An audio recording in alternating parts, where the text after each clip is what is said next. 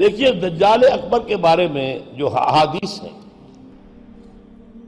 ایک بات تو یہ کہ وہ کانا ہوگا ایک آنکھ سے، اس کے ماتھے پر لکھا ہوا ہوگا کافارا، ہر مومن پڑھ لے گا چاہے پڑھا لکھا ہو یا نہ ہو، وہ خدائی کا دعویٰ کرے گا، اور اس کی قوتیں کتنی ہوں گی ذرا نوٹ کیجئے، لا تزع قریۃ الا حبطھا فی 40 لیلۃ،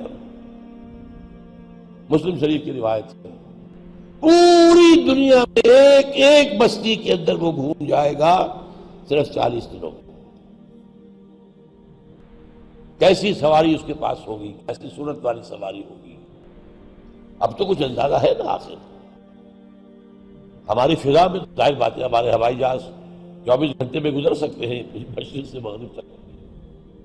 نمبر 2، اس کے 2 کانوں کے مابین 80 گز کا یا 80 ہاتھ کا فاصلہ ہوگا۔ اس کے گدھے کی ماں بین حافر حمارہ ہی الی حافر آخر مسیرۃ یومین و لیلۃ، اس کے گدھے کی ایک قدم اور دوسرے قدم کے درمیان ایک دن رات کے سفر کی مسافت ہوگی۔ اب ظاہر بات ہے اس کا گدھا کون ہے آج؟ ہوائی جہاز۔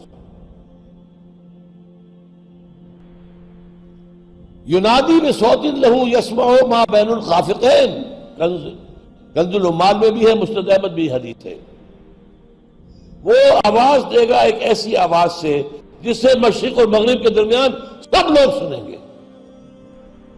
ہو گیا کہ نہیں؟ بش کی تقریر سب سنتے کہ نہیں؟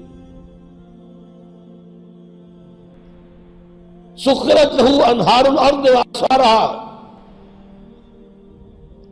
یامر السماء فتمطر والارض فتنبت، اس کے لیے تمام دریا اور پوری زمین کو سخر کر دی جائے گی، وہ جب حکم دے گا آسمان کو بارش برسائے گا، مادر ذات انجھ اکمہا اس کو ٹھیک کرے گا، کوڑی کو ٹھیک کرے گا۔ یہ حضرت عیسیٰ والے معجزے ہیں، یحیی الموتیٰ، مردوں کو زندہ کرے۔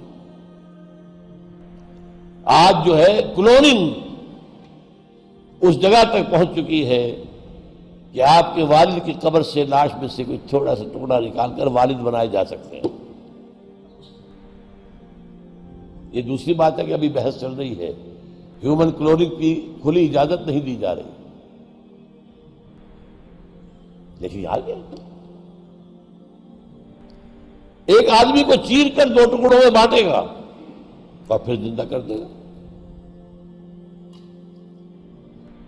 وَيَبْعَثُ مَعَهُ یا يُبْعَثُ مَعَهُ الشَّيَاطِينُ عَلَى صُورَةِ مَنْ قَدْ مَاتَ مِنَ الْآبَاءِ وَالْأُمَّهَاتِ وَالْإِخْوَانِ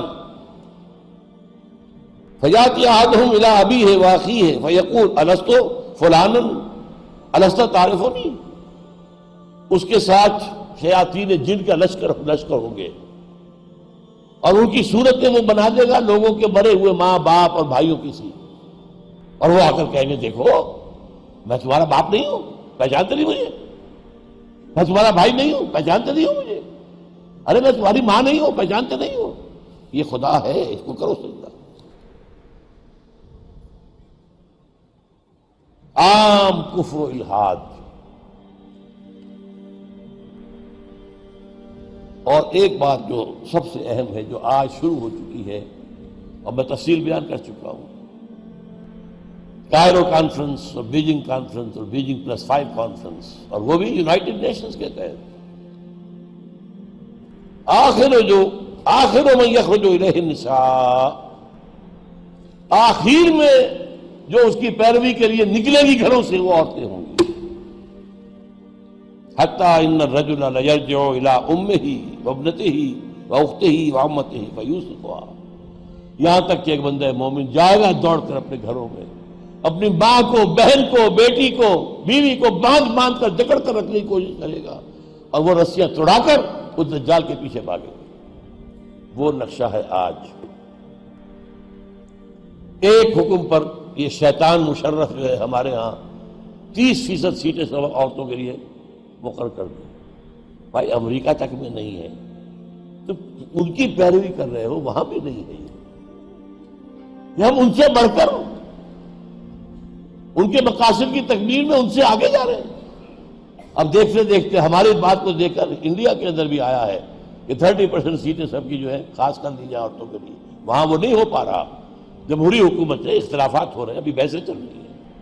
اور یہاں کیا تھا، مشرف ایک حکم، اور کوئی نہیں بولا، کوئی مذہبی لیڈر نہیں بولا یہ کیا کر رہے ہو، کوئی سیاسی لیڈر نہیں بولا کیا کر رہے ہو۔ ان کی گھٹی میں سیاست پڑ چکی ہے۔ خطرہ یہ تھا کہ ہم نے اگر ایسی کوئی بات کی تو یہ الیکشن پوسٹ پون کر دے گا، اور الیکشن بڑا ہوا ان کا عام طریقہ۔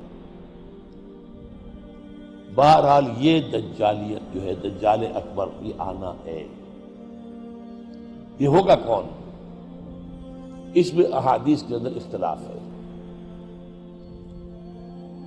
ایک واقعہ یہ بھی ملتا ہے کہ حضور ہی کے زمانے میں یہودیوں میں ایک بچہ پیدا ہوا، ابن سیاد، وہ بڑا غیر معمولی قسم کی صلاحیتیں اس میں تھی، وہ اپنی پیٹھ کے پیچھے سے بھی دیکھتا تھا، وہ سوتا تھا تو اس کا دل نہیں سوتا تھا، وہ پوری طریقے سے اس کے حواس جو ہیں وہ بیدار رہتے تھے۔ تو حضور نے اس کے کچھ حالات وغیرہ کا باقاعدہ مشاہدہ کیا، یہ سوچتے ہوئے کہ شاید یہی دجال بن جائے۔ حضرت عمر نے کہا بھی کہ آپ مجھے حکم دیں میں اس کی گردن اڑا دوں، فرمایا نہیں، اگر تو یہ وہ ہے تو اسے قتل کریں گے عیسیٰ ابن مریم، تم قتل کرنے والے نہیں ہو گے، اور اگر یہ وہ نہیں ہے تو خام کا ناحق خون کا جو ہے تمہارے اوپر الزام آتا ہے۔ پھر ایک صحابی رضی اللہ تعالی عنہ تمیم داری،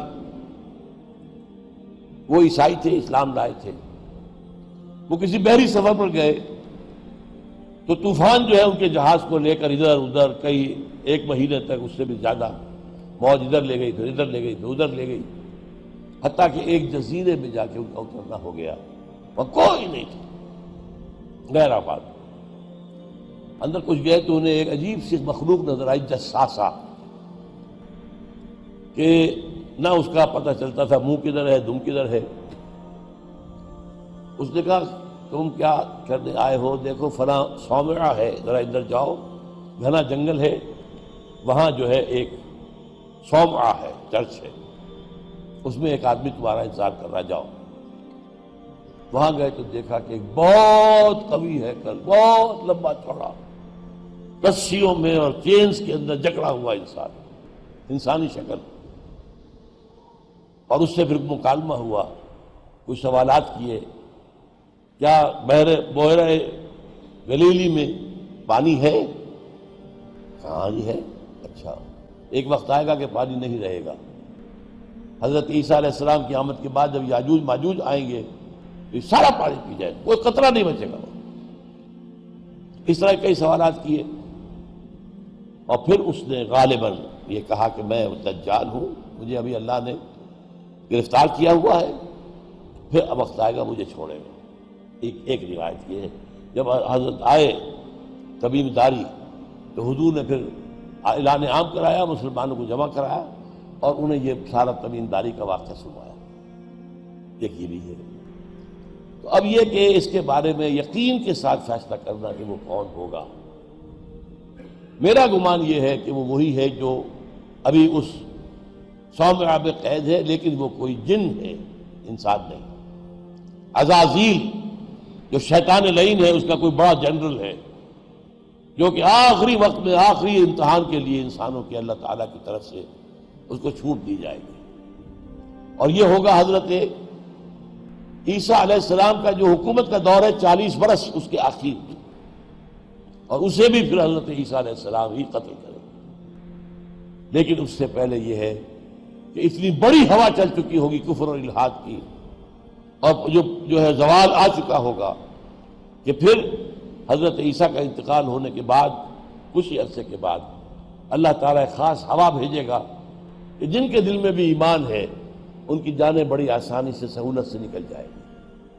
اب دنیا میں صرف کافر، فاسق، ملحد، مشرک، گناہگار لوگ رہ جائیں گے، ان پر قیامت کی ہولناک جو زلزلہ ہے، یا ایھا الناس اتقوا ربکم ان زلزلۃ الساعۃ شیء عظیم یوم ترونھا تذہل کل مرضعۃ عما ارضعت وتضع کل ذات حمل حملھا وَتَرَى النَّاسَ سُكَارَىٰ وَمَا هُم بِسُكَارَىٰ، یہ جو سختیاں ہیں یہ کفار پر آئیں گی، اہل ایمان پر نہیں آئیں گی۔ اب یہ ہے میرے اور آپ کے لیے انفرادی سطح پر تو فیصلہ کیجئے، ہم اپنے اندر سے دجال کو نکالیں۔ محبت اللہ سے، دنیا سے نہیں، طلب آخرت کی، دنیا کی نہیں، فکر روح کی، جسم کی بھی کرو لیکن اس کی اولاً کرو،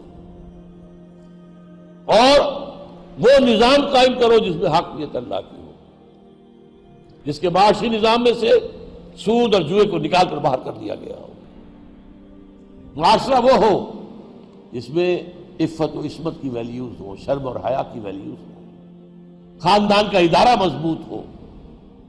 یہ سارا کام اجتماعی سطح پر، اور خود اپنے ایمان کو اتنا مضبوط کرو کہ اگر ہماری اپنی زندگی میں وہ دجال اکبر کے آنے کا وقت ہو جائے تو ہم اس کی سختیوں کو جھیل سکیں، برداشت کر سکیں، ان امتحانات میں سے گزر سکیں، اور ایمان کے اوپر ثابت قدم رہ سکیں۔